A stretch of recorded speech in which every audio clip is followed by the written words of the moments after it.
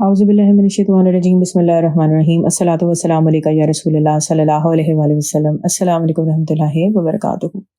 पिछली वीडियो में हुज़ूर पाक सल्लल्लाहु अलैहि वसल्लम की मिराज शरीफ का वाक़या सुना रही थी आपको, और हम यहाँ तक पहुँचे थे कि जहाँ पे हुज़ूर पाक सल्लल्लाहु अलैहि वसल्लम तमाम अंबिया अलैहिस्सलाम के साथ मिलकर नमाज़ पढ़ते हैं, नमाज की इमामत कराते हैं और खुतबा भी देते हैं।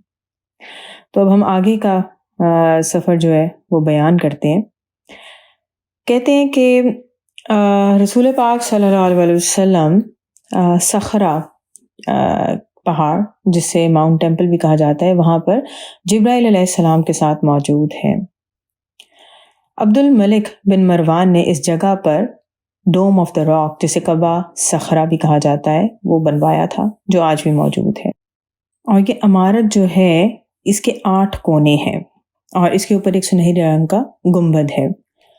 मस्जिद अक्सा जो है वो एक रेक्टेंगुलर शक्ल की इमारत है और इसके ऊपर जो गुंबद बना हुआ है वो नीले रंग का है। तो यहाँ से रसूल पाक सल्लल्लाहु अलैहि वसल्लम आसमानों की सैर पर जाते हैं, जिसे मिराज नबी सल्लल्लाहु अलैहि वसल्लम भी कहा जाता है। अनस बिन मालिक रहमतुल्लाह अलैह से रवायत है कि रसूल पाक सल्लल्लाहु अलैहि वसल्लम ने कहा कि मुझे और जिब्राइल अलैहिस्सलाम को पहले आसमान पर ले जाया गया। जिब्राइल ने दरवाज़ा खोलने के लिए कहा तो जवाब में पूछा गया, कौन है? उन्होंने बताया कि मैं हूँ जिब्राइल। पूछा गया, अकेले हैं या कोई साथ भी है? जिब्राइल ने कहा, मोहम्मद सल्लल्लाहु अलैहि वसल्लम मेरे साथ हैं। सवाल किया गया, क्या इन्हें बुलाया गया है? जिब्राइल अलैहिस्सलाम ने कहा, हाँ, इन्हें बुलाया गया है। दरवाज़ा खुला और फिर रसूल पाक सल्लल्लाहु अलैहि वसल्लम को खुशामदीद कहा गया। पहले आसमान से 7वें आसमान तक ऐसा ही होता रहा, और ये रसूल पाक सल्लल्लाहु अलैहि वसल्लम की ज़ुबानी अगर हम इसे बयान करें तो रसूल पाक सल्लल्लाहु अलैहि वसल्लम कहते हैं कि फिर हम 7वें आसमान पर पहुंच गए। पहले आसमान पर मेरी मुलाकात आदम अलैहिस्सलाम से हुई। मैंने देखा कि यहाँ बहुत से लोग जमा हैं। आदम अलैहिस्सलाम दाएं तरफ देखते हैं तो खुश होते हैं, बाएं तरफ देखकर दुखी होते हैं। मैंने जिब्राइल अलैहिस्सलाम से पूछा, ऐसा क्यों है? तो वो कहते हैं कि आदम अलैहिस्सलाम तमाम इंसानों के बाप हैं। दाएं तरफ नेक रूहें जो अच्छे काम करती रहीं वो मौजूद हैं, और बाएं तरफ वो लोग हैं जो गुनाह करते रहे।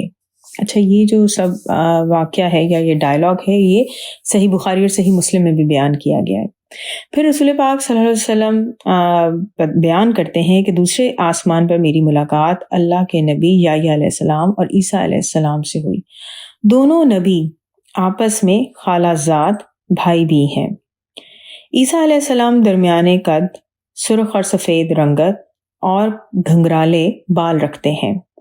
उनके बाल गीले थे, गोया अभी गुस्ल करके आए हों। तीसरे आसमान पर अल्लाह के नबी यूसुफ अलैहिस्सलाम अपनी खूबसूरती और जमाल के साथ मौजूद थे। चौथे आसमान पर मेरी मुलाकात अल्लाह के नबी इदरीस अलैहिस्सलाम से हुई। 5वें आसमान पर मैंने अल्लाह के नबी हारून अलैहिस्सलाम को देखा। छठे आसमान पर अल्लाह के नबी मूसा कलीम अल्लाह यानी अल्लाह से कलाम करने वाले मौजूद थे। मूसा अलैहिस्सलाम दुबले पतले, लंबे कद और गंदमी रंगत वाले थे।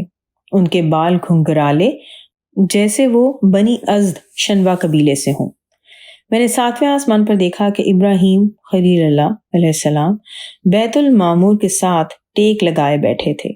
बैतुल मामूर वो मुकद्दस मुकाम है जिसमें हर रोज़ 70,000 फरिश्ते दाखिल होते हैं। इसके बाद क़यामत तक इन्हें ये सादत दोबारा हासिल नहीं होती। हज़ूर पाक सल्लल्लाहु अलैहि वसल्लम मज़ीद फरमाते हैं कि मेरी और इब्राहीम अलैहिस्सलाम की बात हुई। इब्राहीम अलैहिस्सलाम ने मुझसे कहा कि अपनी उम्मत को हुक्म दीजिए कि वो जन्नत में ज़्यादा तादाद में पौधे लगाएं, क्योंकि यहाँ की मिट्टी बड़ी पाकीज़ा और ज़मीन बहुत वसी है।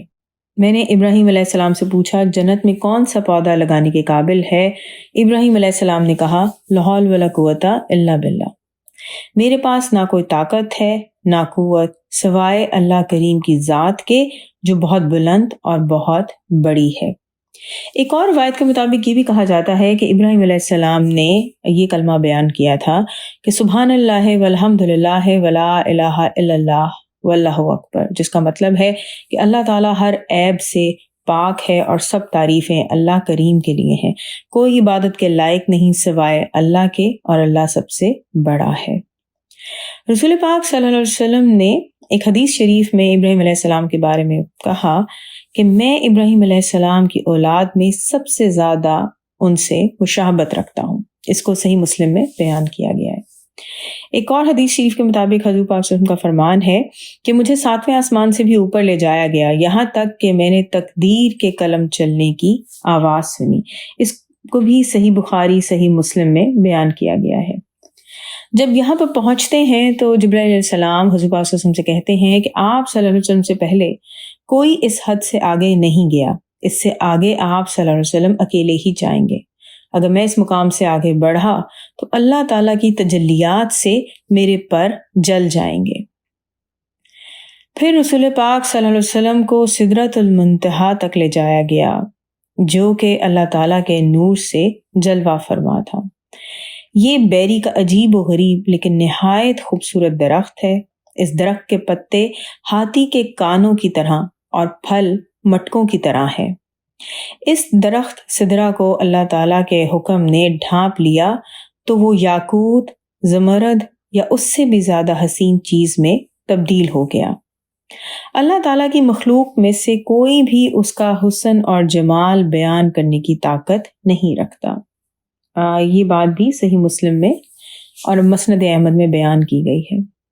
پھر حضور پاک صلی اللہ علیہ وسلم نے فرمایا کہ میں نے اس سے بھی آگے سیر کی، جنت اور دوزخ کو دیکھا۔ جنت میں موتیوں کے ہار ہیں اور اس کی مٹی کستوری ہے، یعنی خوشبودار ہے۔ کوثر جنت کی ایک نہر ہے، اس کے کنارے سونے سے بنے ہوئے ہیں، اس کا پانی موتیوں اور یاقوت پر بہتا ہے، اس کا پانی شہد سے زیادہ میٹھا اور برف سے زیادہ سفید ہے۔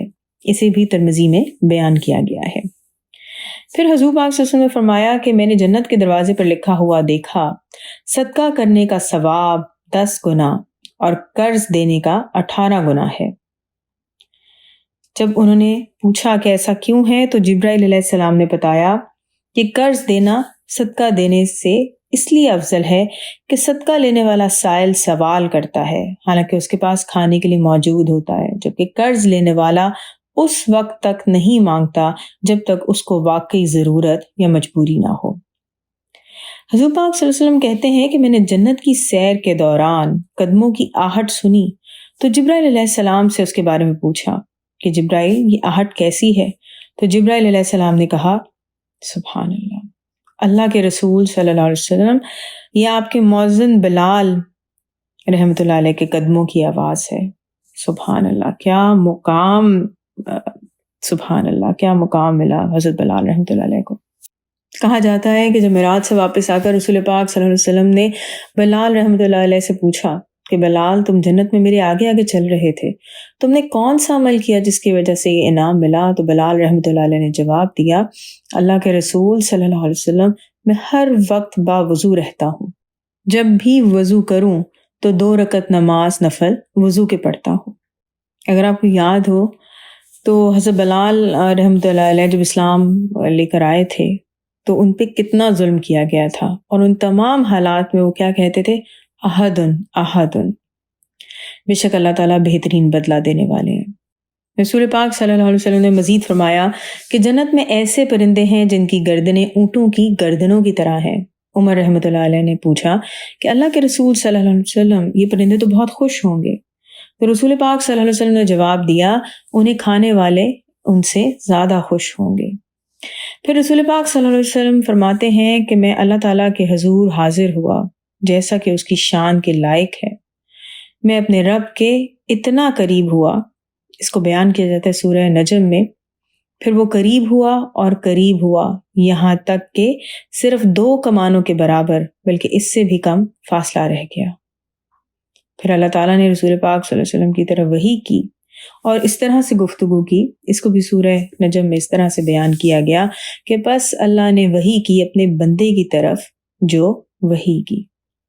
رسول پاک صلی اللہ علیہ وسلم فرماتے ہیں کہ میں نے اپنے رب کو حسین صورت میں دیکھا ہے، پھر اس نے میرے دونوں کندھوں کے درمیان اپنا دست قدرت رکھا جس کی ٹھنڈک میں نے اپنے سینے میں محسوس کی، اور میں نے زمین اور آسمان کی ہر چیز کو جان لیا۔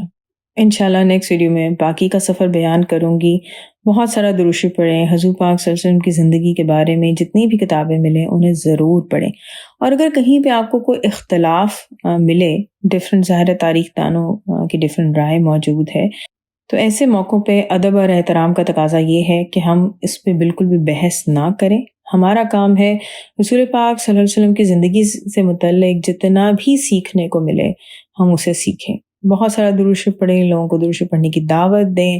اللہ تعالیٰ دنیا اور آخرت دونوں جہاں میں ہمیں حضور پاک صلی اللہ علیہ وسلم کی محبت اور قرب عطا کرے۔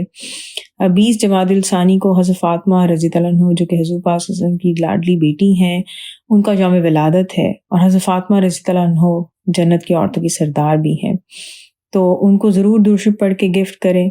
الصلاۃ والسلام علیکہ یا رسول اللہ صلی اللہ علیہ وآلہ وسلم۔ السلام علیکم رحمۃ اللہ وبرکاتہ۔